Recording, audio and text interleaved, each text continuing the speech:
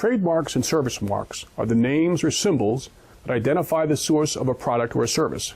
Originally used by tradesmen to indicate a product, today they represent a common type of intellectual property. There are a few important things every business should know about trademarks to best protect their intellectual property and reduce cost. The first is first come, first served. Rights to trademarks are usually based on priority of use. So if you use a term and register it first, you're often better off if the rights are ever challenged. Second, you should search the mark before using it. It's always a good idea to invest a few $100s in a trademark search before selecting a name or a symbol for your business or product. This can save on a costly name change in the future if another company has already established a claim to the name or the symbol. Third, there are different kinds of marks.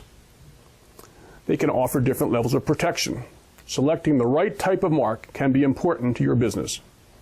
The types of marks are generally characterized as 1, fanciful, which means they had no meaning at the time they were coined, such as like Exxon, or arbitrary, which is a term which has no meaning related to the products, such as Apple as applied to computers.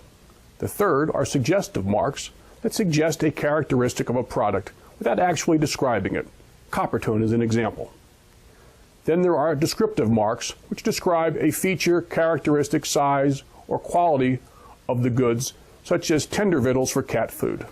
And lastly, there are generic terms which actually can't serve as trademarks. Fanciful, arbitrary, and suggestive terms are better than descriptive terms because they are inherently distinctive and become trademarks upon use in commerce.